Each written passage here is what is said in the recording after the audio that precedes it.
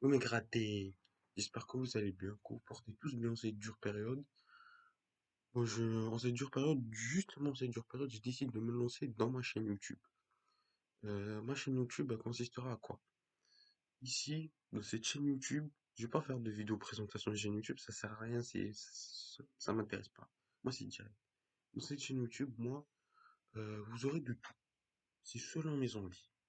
Vous aurez du sport, vous aurez de la télé, vous aurez du chill. Avec moi, c'est de tout, tout, tout. Ça va traiter du tout ici avec moi. Euh, bon, du coup, vu que vous savez maintenant de quoi je vais parler, du tout et de rien. Ici sur ma chaîne, ça va être du tout et de rien. Du coup, pour cette première vidéo, j'ai décidé de me faire un sujet auquel je m'y connais. Ben, dans cette première vidéo, je vais vous parler de football. Et plus précisément de mon 11 de légende. Mon 11 de légende, je vais pas vous faire l'hypocrite. Pour certains des noms que je connais pas, des Claudio Taffarel, des Dida, alors que je les ai jamais vus. Moi, je vais vous sortir mon 11 de légende de joueurs que j'ai vus de mes propres yeux et qui m'ont marqué. Et cette vidéo, ben, elle sera en une partie. Ça va être mes joueurs. Mes joueurs. Je vous présente mes joueurs. En fait, je vais vous présenter mes joueurs. Désolé de me répéter. Je vous présente mes joueurs et je vous dis pourquoi je les ai choisis. Voilà, voilà. Du coup, ben, on va commencer logiquement par le poste de gardien de but. Pour le poste de gardien de but, j'hésitais entre deux gardiens, entre Jan Oblak et Manuel Neuer. Mais j'ai décidé de prendre Neuer. Alors, même si je kiffe Oblak, j'ai décidé de prendre Neuer parce que même si c'est pas un mec que je kiffe particulièrement, mais on peut pas se voiler la face. Ce mec est monstrueux, même dans ces saisons où même dans ces saisons difficiles, et il va faire des trucs de fou malade, des dingueries, frère. Il fait des dingueries. Et on peut pas se mentir. Neuer sur sa ligne, c'est un monstre. C'est un instrument sur sa ligne, Neuer. Il va te chercher des parades. Il va te chercher des trucs de ouf. Il va te chercher des parades en lucarne. Il te sort des réflexes. Tu sais même pas comment il fait. Neuer, vraiment, c'est un monstre. Même la preuve en finale de Ligue des Champions avec Mbappé. Mbappé était hors jeu. Neuer, il a décidé quand même de sortir le ballon. C'est c'est- c'est- c'est un cyborg, frère. Je pense que c'est le seul mec qui n'est pas un Imo Bayern. Je pense que c'est le seul mec qui n'est pas un Imo Bayern. Voilà, voilà pour le poste de gardien. En tant que gardien de but de futsal, que je me suis pas encore lancé dans le foot 11, en tant que gardien de but de futsal, ben, logiquement, je vais choisir Neuer, même si mention spéciale au Black, qui est pour moi aujourd'hui le meilleur gardien du monde. Ça, il n'y a pas de débat. Ce mec, déjà, quant à l'Atlético Madrid, c'est quelque chose. Mais en plus, quand le maillon fort de cette équipe de fou de l'Atlético, qu'on le veuille ou non, faut pas se mentir, l'Atlético, faut arrêter de dire que c'est une équipe défensive. L'Atlético, c'est une équipe, elle s'adapte au jeu des autres. C'est une équipe, quand vous la regardez jouer, maintenant, vous prenez du plaisir à la regarder jouer. Donc, alors, maintenant, on va passer. Désolé, hein, mais je sais pas, j'ai bugué, je sais pas pourquoi. Des fois, vous allez me voir bugger. Du coup, je disais que l'Atlético, faut pas sous-estimer cette équipe parce que cette équipe, qu'on le veuille ou non, c'est une équipe très très forte, très très forte, parce que ils savent s'adapter au style de jeu de l'adversaire. En fait, par exemple, l'Atlético, c'est capable de jouer en contre-attaque comme en possession. Ils ont les joueurs pour jouer. Par exemple, Marcos Llorente, personne ne le voyait à ce niveau. Et quand même, il arrive, sous Diego Simeone, il arrive à faire du sale sa mère. Suarez, n'en parlons pas, vas-y, j'ai le démon en tant que supporter de Barça, mais ce mec, qu'il ait 34 ans, qu'il soit gros, il sera toujours au top. Félix, Correa, Carrasco, Oblak, Savic, qu'on le veuille ou non, l'Atlético, pour moi, ils gagneront le championnat d'Espagne et la Ligue des Champions. Vous pouvez dire ce que vous voulez, moi je changerai pas d'avis. L'Atlético pour moi sera le vainqueur de la Ligue des Champions et de la Liga. Parce que cette équipe elle est beaucoup trop armée. Même si elle a des temps faibles, elle sera beaucoup trop armée même au Bayern, elle sera beaucoup trop armée. Cette équipe a beaucoup trop de ressources pour pouvoir se perdre et faire tomber leur château de cartes. Voilà, voilà, c'était moi petite parenthèse sur l'Atlético Madrid et Yann Oblak. Du coup on va passer au poste de latéral droit. Latéral droit, j'ai décidé de choisir Philippe Lam. Pourquoi Philippe Lam? Parce que Philippe Lam, tout simplement, c'est un mec. qui a révolutionné, peut-être que vous allez me dire oui ou non, mais pour moi, Philippe Lam, c'est un mec qui a révolutionné le poste d'arrière droit. Ce mec, dites-vous, je crois, je suis pas sûr, mais j'irai vérifier, je vous dirai. Ce mec, il a pris zéro carton rouge dans sa carrière. Zéro. Zéro carton rouge dans sa carrière. Quand Pépé, il en prend des je sais pas combien, Philippe Lam en a pris zéro. Et le pire, il en prend zéro. Il prend zéro carton rouge, mais putain, est-ce que c'était un bonheur de le voir jouer, ce mec. Ses centres, ses allers-retours, sa défense. C'était un pur plaisir. Même que vous le vouliez ou non. Philippe Lam, c'est un monstre. C'est centre. Mais c'est centre. Après, je peux vous dire aussi Kimmich. Mais Philippe Lam, c'est Philippe Lam, je pense que lui-même, il a inspiré Kimmich. Même lui, je pensais vous dire la même chose. Même si je le connais pas personnellement. Mais Philippe Lam, je pense, il a inspiré beaucoup de jeunes aujourd'hui au poste de latéral droit par sa qualité de centre, sa qualité défensive, sa qualité offensive, d'apport. Quand on veut ou non, le Bayern, quand il y avait Ribéry Lam, c'était quelque chose, ça allait, ça marquait, ça courait. Logique, sinon ça fait, c'est pas du foot. Ça distribuait, c'était dangereux. Il faisait des allers-retours défensifs, on savait même pas comment il faisait. C'est, qu'on le veuille ou non, il a marqué l'histoire du Bayern. Et il restera un des meilleurs joueurs de l'histoire du Bayern. Et dans mon cœur, il restera le meilleur latéral droit que j'ai connu. On va passer aux deux défenseurs centraux. Ne vous inquiétez pas, je vais pas vous dire Van Dijk. Pour moi, les deux défenseurs centraux qui m'ont marqué, c'est Carles Puyol et Sergio Ramos. J'ai rien à dire d'autre. Ces deux mecs, ces deux mecs, quand tu les voyais avec la sélection espagnole, t'étais assuré que t'allais gagner. La preuve, l'Espagne. Comment ils ont gagné la Coupe du Monde qu'ils ont gagné en 2010? Ils ont marqué seulement 8 buts. 8 buts. J'ai oublié le nombre de buts encaissés parce que j'ai peur de vous dire des dingueries. Je vous les mettrai la prochaine, je vous les mettrai. Encaissé 8 buts. Non, ils ont marqué 8 buts. Et le nombre de buts encaissés, je vous le dirai. Marqué 8 buts, vous vous rendez compte? 8 buts. Vous avez Sergio Ramos et Carles Puyol, il n'y a que ça à dire. C'est Sergio Ramos, légende du football, légende du Real Madrid, un des meilleurs défenseurs de l'histoire. Qu'on le veuille ou non. Qu'on ne vienne pas me dire oui, Van Dijk. Non, non, ne me parlez pas de Van Dijk. Ne parlez pas de Van Dijk. Sergio Ramos fois 1000. Ce mec a marqué l'histoire du football, Sergio Ramos. Il est bon sur coup franc, il est bon sur penalty, il est bon défensivement, offensivement. Euh, il est capable, je suis sûr, il est capable de jouer attaquant. Qu'est-ce que vous voulez de plus? Un défenseur aussi polyvalent que Sergio Ramos.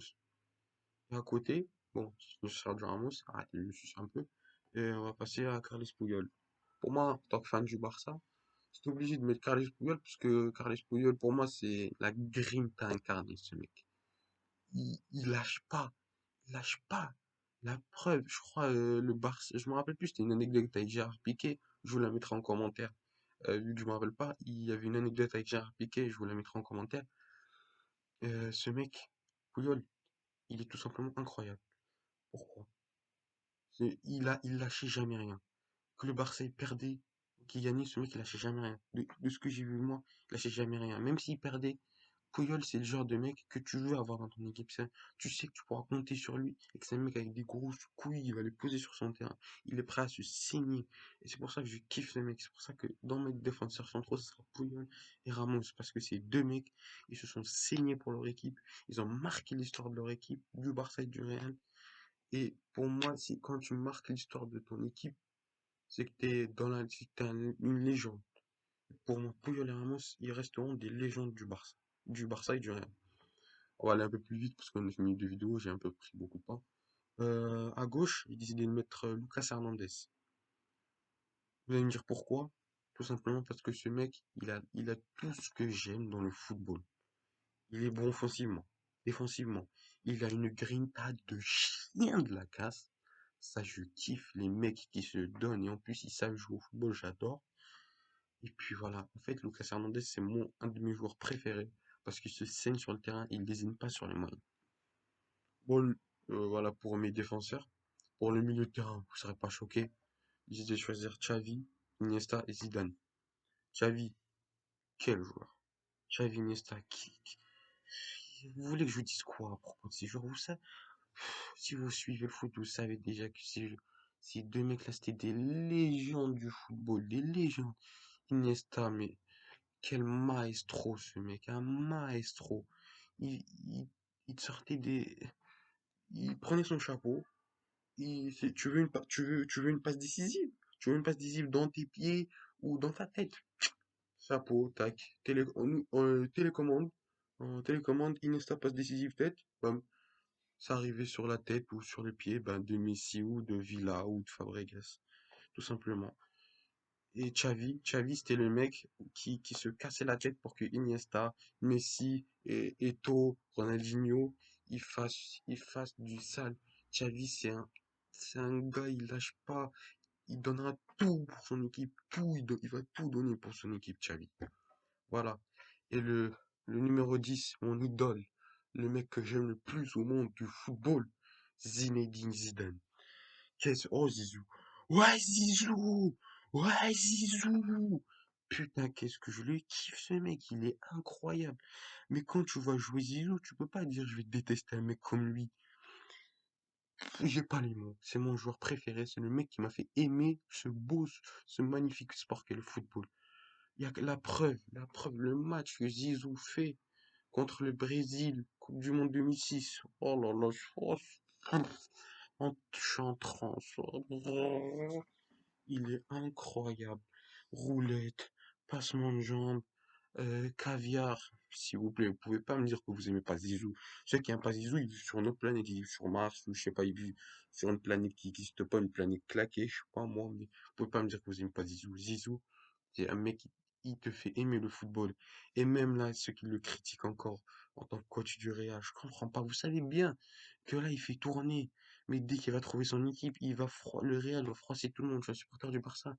Mais je sais être objectif. Quand le Real va retrouver son équipe, ils vont froisser tout le monde. Tout le monde. Quand le Real va retrouver Benzema au top, un attaquant, un Hazard au top, un Benzema au top, un Kroos au top, un Modric au top, un Casemiro au top, un Carvajal au top, ils vont taper tout le monde. Que vous vouliez ou non.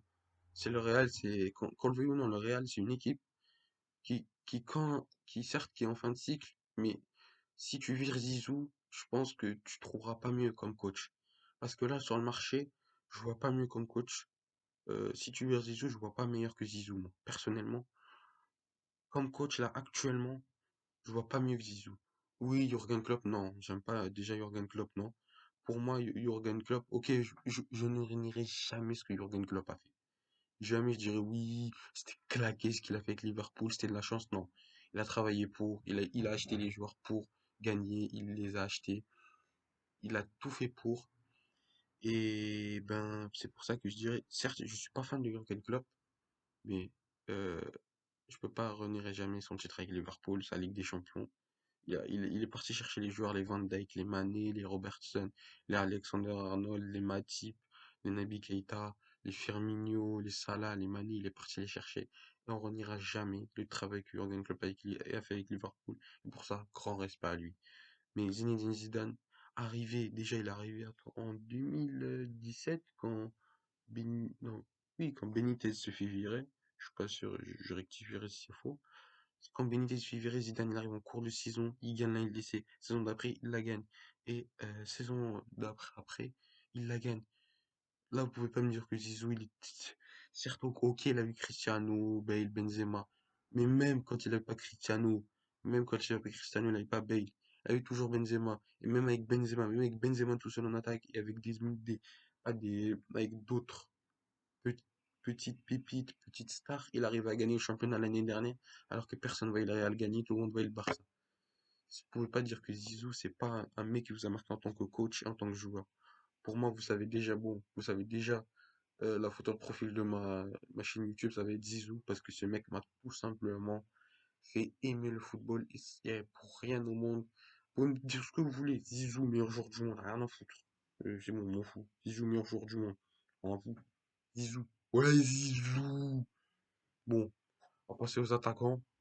Sans surprise, Messi, le petit lutin de Buenos Aires, Cristiano Ronaldo, logique. J'ai même pas besoin de parler. Vous savez déjà tout sur des monstres, des extraterrestres.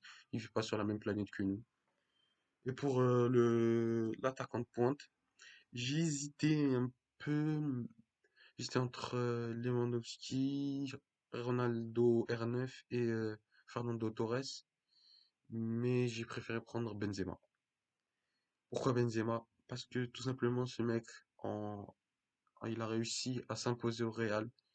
Et quand tu réussis à t'imposer au Real, c'est que forcément tu mérites le respect. Quand il a réussi à s'imposer au Real en se charbonnant, en se cassant la tête, il a eu des Higuain, il a eu des Huntelaar, il a eu même avec des Cristiano, il a réussi à être titulaire dans une époque où il y avait Cristiano et Bale. Il y a eu des, même je crois à l'époque de Raoul, je suis pas sûr, mais je crois qu'il a même réussi à mettre Raoul sur le banc. Quand t'arrives à charbonner, à tout donner et à être titulaire depuis, ça fait 11 ans qu'il est au Real Madrid. Je pense que même pas, il y en a même pas un. Je pense que certains auraient même pas tenu un an au Real Madrid. Lui, il a charbonné, il a cravaché, il a tout donné. Et ça fait 11 ans qu'il est au Real Madrid, 11 ans que c'est un patron. Et même aujourd'hui, il continue d'être un attaquant exceptionnel. Benzema, pour moi, c'est un attaquant exceptionnel. Il a tout ce qu'il faut, toutes les qualités. Qualité de pivot, qualité de remise, justement, qualité de remise, qualité de frappe. Son dernier but contre Alaves, trois touches, un but. Contrôle, euh, contrôle normal. Contrôle pour se mettre dans le, comment dire ça, corner? Contrôle pour se mettre pour se mettre bien, genre pour bien viser la cage. Et la troisième frappe, pleine lucarne. Qu'est-ce que vous voulez d'autre? Ce mec est tout simplement monstrueux. Benzema. Pour moi, Benzema, c'est un attaquant, finisseur, pivot. Il a toutes les qualités de la tête. Pied gauche, pied droit. Il est capable de te sortir des masterclass. Tu, tu t'y attends même pas. Et pour moi, ce mec Benzema, certes, on n'en parle pas, enfin, on en parle, oui. Mais pour moi, si l'équipe de France aujourd'hui a un Karim Benzema, c'est ça va être du n'importe quoi. Benzema, Griezmann, Mbappé, Lemar, Martial, Coman, Fekir, c'est n'importe quoi l'équipe de France. Pourquoi Didier? Pourquoi Deschamps? Pourquoi Didier Deschamps? Pourquoi tu fais ça? Pourquoi mets ta fierté de côté? Prends Benzema et qu'on puisse kiffer, s'il te plaît. Je vais pas dire que je crache sur Giroud. C'est pas un profil que j'aime, mais en tant que, pas, je vais pas dire connaisseur, mais quelqu'un qui regarde le foot, Giroud, c'est un profil qu'on peut apprécier ou non, mais voilà, quoi. Voilà, ben, et pour finir sur Benzema, ben, c'est un attaquant pour moi qui mérite de gagner le Ballon d'Or. Tôt ou tard, il le gagnera, ou il gagnera un trophée qui récompensera, ben, sa magnifique carrière. Il le mérite, et j'espère de tout cœur qu'avec le Real, il aidera le Real à se relever cette saison et à aller gagner un championnat, aller gagner un championnat ou la Ligue des Champions, parce que rien que pour Benzema et pour Zizou, le Real le mérite. Et voilà. C'est tout pour moi. Et j'espère que cette première vidéo vous a plu. Si c'est le cas, n'hésitez pas à liker, partager, vous abonner, mettre la cloche. Et ben, on se retrouve là, ben, prochainement pour une nouvelle vidéo. Et j'espère que ça vous a plu et que on ira loin. Ciao. Tchuss. Bang, bang.